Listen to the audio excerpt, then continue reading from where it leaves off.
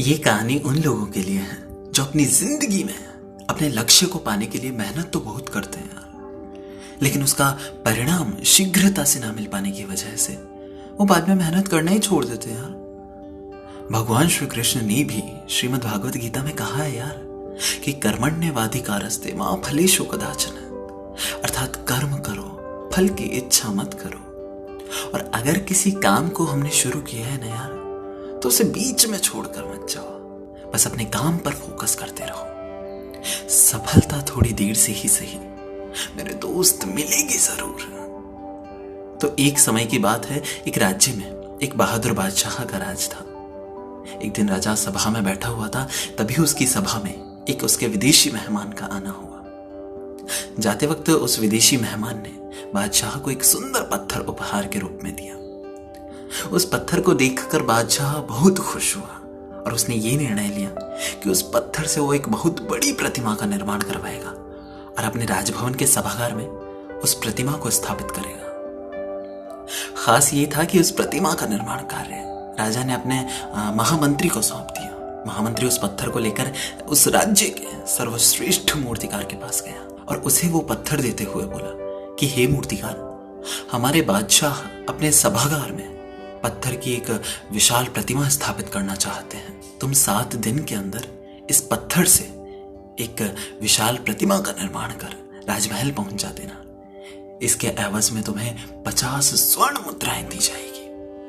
50 स्वर्ण मुद्राओं की बात सुनकर मूर्तिकार बड़ा खुश हुआ और महामंत्री के जाने के जस्ट बाद उसने मूर्ति का निर्माण प्रारंभ करने के उद्देश्य से अपने औजार निकाल लिए।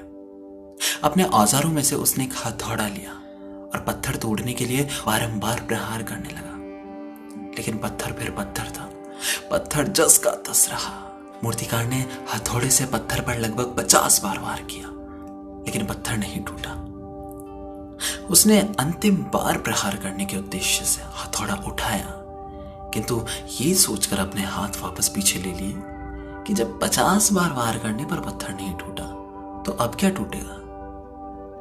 वो पत्थर लेकर वो महान मूर्तिकार महामंत्री के पास गया और यह कहकर उसने महामंत्री को पत्थर वापस लौटा दिया कि हे महामंत्री जी, इस पत्थर को तोड़ना तो नामुमकिन है, इसलिए बादशाह के सभागार के लिए विशाल प्रतिमा का निर्माण आप भूल जाइए।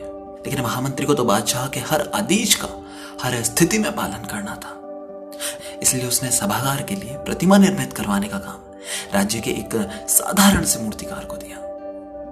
वो पत्थर लेकर मूर्तिकार ने महामंत्री के सामने ही उस पर हथौड़े से प्रहार किया और प्रहार करने के बाद महामंत्री की आंखें फटी की फटी रह गई, क्योंकि सिर्फ एक प्रयास से वो पत्थर टूट चुका था।